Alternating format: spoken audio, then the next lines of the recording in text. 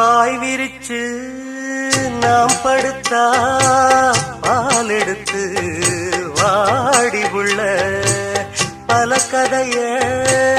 பேசி புட்டா பசிச்சிருக்கும் நெஞ்சுக்குள்ள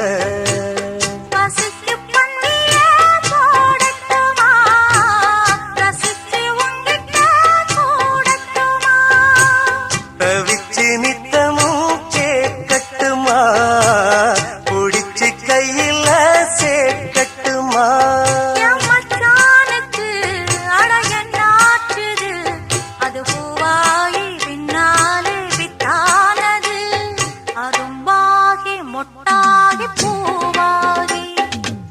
போல வெண்ணான பூவாயி அரும்பாகி மொட்டாகி பூவாகி போல பொன்னான